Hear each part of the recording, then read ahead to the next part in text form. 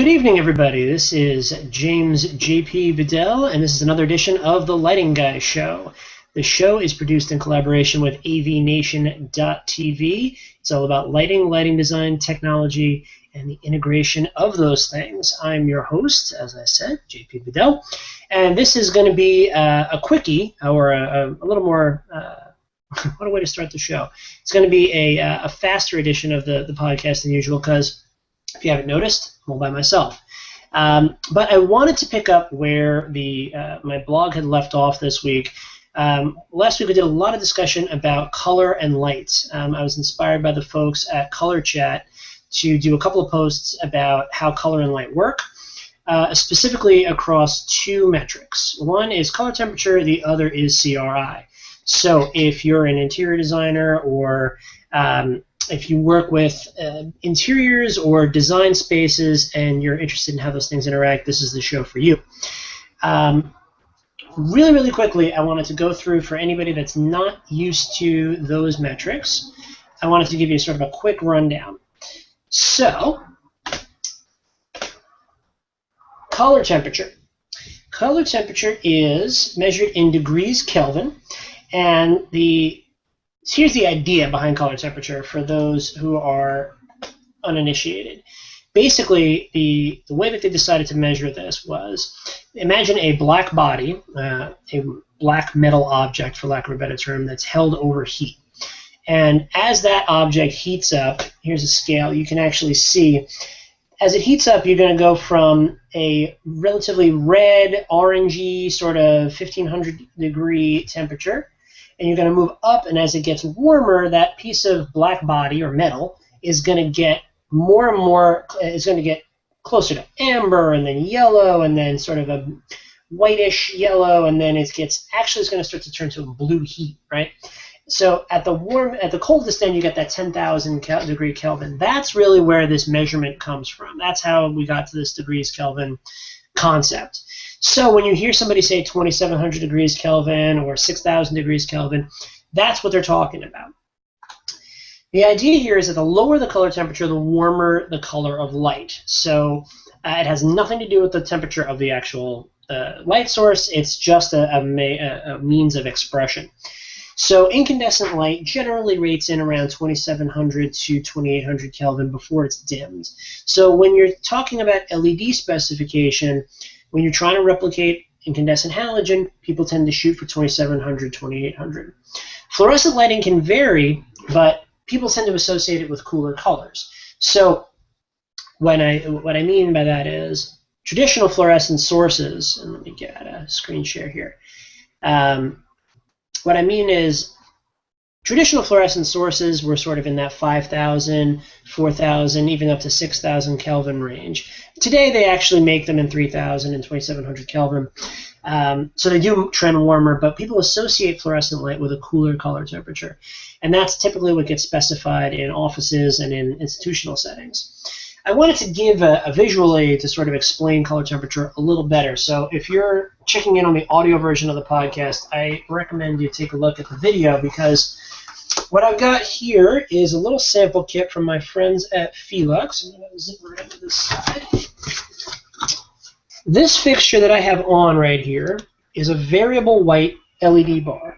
What that means is that it's not stuck at one color temperature. It can actually vary all the way from off. That's a neutral warm, sort of a neutral white. You can see the whole tone change right there. That's cool white. You see that less cool, it's sort of a neutral. This is probably in that 4,000 Kelvin range. That's about 3,500 Kelvin, 3,000, and down to 2,700.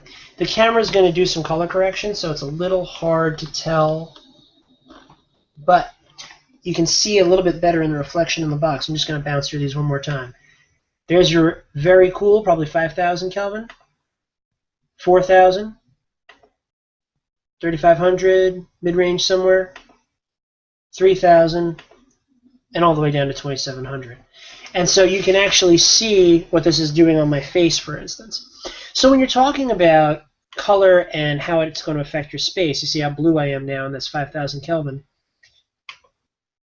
shifting and sort of you see the color changing in my face. When you want to talk about lighting your interior spaces, you really have to talk about what color temperature is going to do and how it's going to affect the base coat, right? So what's this going to do to your paint, to the paint on your walls? What's it going to do to the interiors that to the interior finishes that you've chosen? I think it's a pretty good representation. So you can see in the warmer light, I warm up, right? It's a more romantic, sort of softer feel to the illumination. Bounce that out to something cold, it feels more clinical. Now it's worth saying that I'm in a relatively dark room to demonstrate this color shift. If I was in a daylit room, this would blend in better because this is a 5,000 Kelvin source and midday sun is around 5,000 Kelvin. You see this neutral white, a little less harsh, maybe better for clinical environments. This is the brightest and punchiest this fixture is going to be because it's using both the warm and cool diodes. So you can sense that sort of brighter punch, but it's a neutral white. 3,000 Kelvin, mid-range. Well, it's mid-range, but trending toward warm. You're not quite replicating incandescent light, but you are in that sort of softer, lighter tone all the way down to 2,700, and you can see what that's doing on my face. So let me see if I can get this settled in a way that's not going to wreck my desk. So what are some suggestions about this? People tend to feel that 2,700 Kelvin, 3,000 Kelvin read more romantic, they read warmer, they're more about sort of hospitality and residential spaces. Neutral whites, that 3,500, 4,000 Kelvin, you're looking at more clinical environments and more when you need true color rendition. And we'll get to color rendering in a second. But if you're trying to assess, say, somebody in a medical environment, you don't want their skin tone to shade toward pale, which a 5,000 or cooler color temperature might do. And you don't want it to trend toward warm. You want to try to get the truest balance possible. So if you're trying to not really shade the environment one way or the other, you might want to go with that 3,500, 4,000 Kelvin range. Try to match daylight, you're going to get closer to 5,000 Kelvin. And of course, if you're trying to be more romantic, 2,700. What I would say about any of these, and I'm going to say this again at the end so that we're all on the same page, you must mock up everything. So if your manufacturer doesn't get you a sample, get a sample from your rep, get a sample from a manufacturer, get it on the walls, get it on the paint chips. Make sure that you're getting the color that you want. I crack up when I go to a paint store, for instance, and you see a wall of paint chips that is lit with a 5,000 Kelvin fluorescent tube, because this is what it's supposed to look like under daylight. But what happens if you're in an interior that needs incandescent light? You have to have both, and you have to be able to look at the light under every lighting condition. So take that paint chip home, get it in the lighting in your space if you're a homeowner or you're trying to match color temperature to, or the color of your paint to existing lighting. This is the other way to do it. Or if you're designing out a space on your own, get these color temperatures on the wall. Get your color chips on the wall, rather, light them up with different color temperatures and get a sense for how it's moving. The other factor in this, and this is where I'm going to get my screen share fired back up, there's your color temperature, there are your color chips. So color rendering index, this is the other metric that we use to sort of determine how light is going to affect color. CRI is one of these things that's kind of it's a black box metric a little bit. The first thing I'm going to say about it is that it is an imperfect metric. Okay, I wrote about this last week, and I got dinged by a couple of lighting people across social media because they felt I made it sound that it was a good or a great indicator of how lighting was going to perform. The truth is that CRI has always been an imperfect metric. If you don't believe me, here's what I want you to do. Go grab 2 navy blue socks, right? Get a navy blue sock and get a black sock and put it under an incandescent light bulb and make sure no other light is on in the room. Look at those 2 socks and tell me what you see.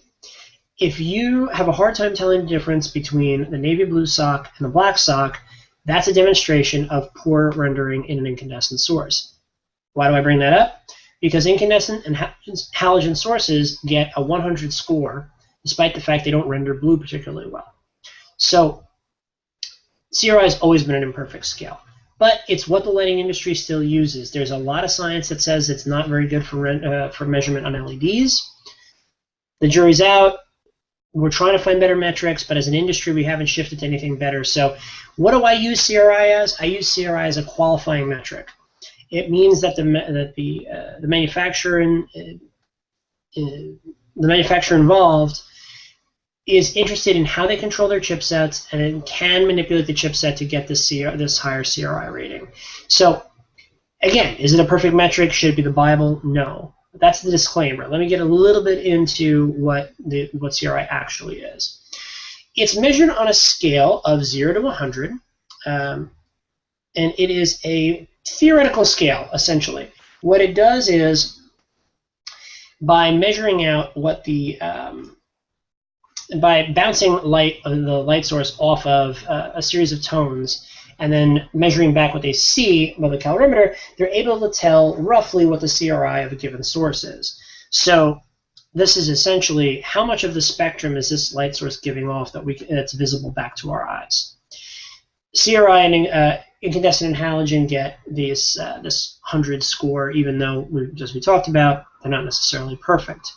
Fluorescent light, as a benchmark, gets 80 to 85 CRI typically. There is special high CRI lamping, it's more expensive, and they do come lower, but that's poor quality lamps. LED typically ranges 80 to 90 plus CRI. A big selling point with LED is a 90 plus CRI rating. Again, lots of dispute about whether or not that's a valuable metric or not. I'm going to come back to this. You have to mock it up, okay? What does it mean when I say that this is that higher color rendering, better,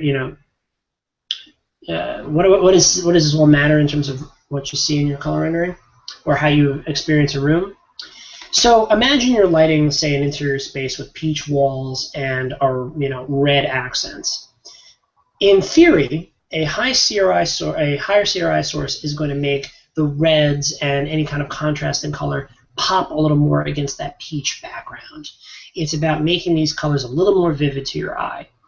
The only way you're really going to know how or really experience this stuff is by getting the light source that you're considering specifying and doing a mock-up. It's going to show you how things pop to your eyes, and it's going to give you a sense for how these things work, right?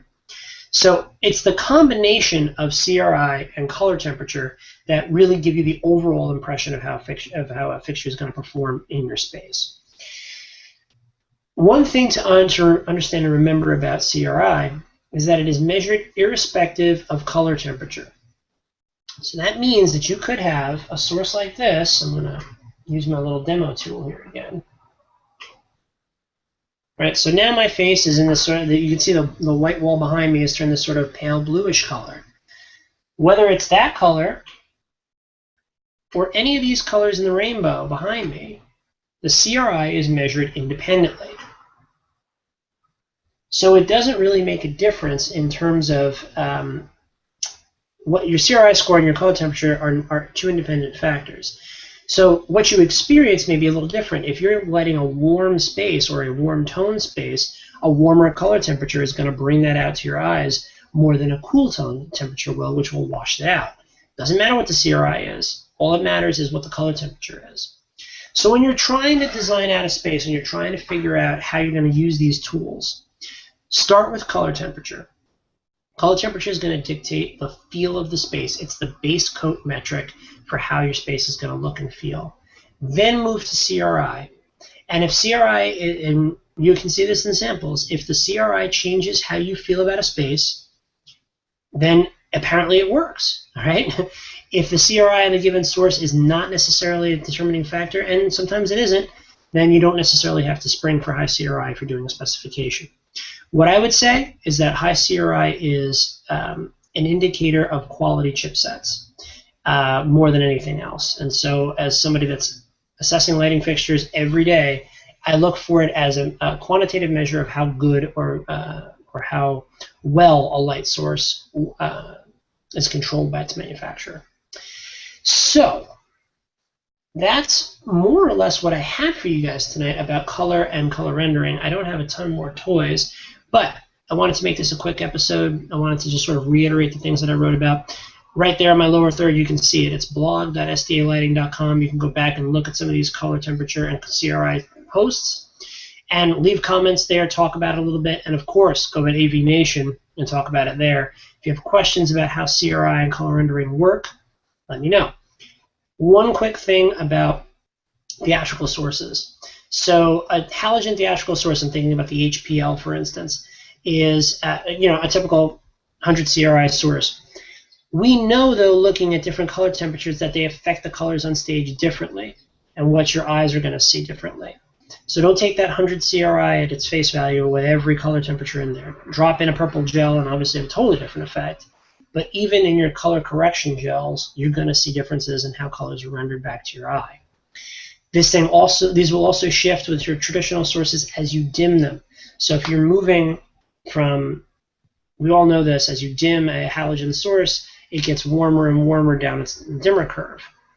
That's going to affect the perception of color, and it's going to affect the perception of space. So all of those things are factors as you move forward in your specification.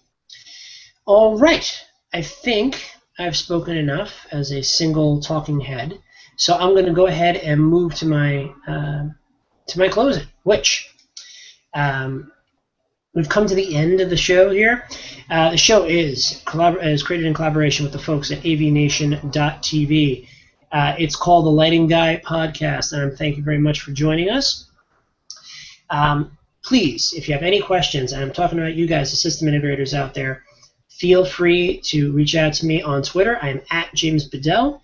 You can find me at the blog, which is blog.sdalighting.com. I'm your host, JP Bedell, and thank you for joining me.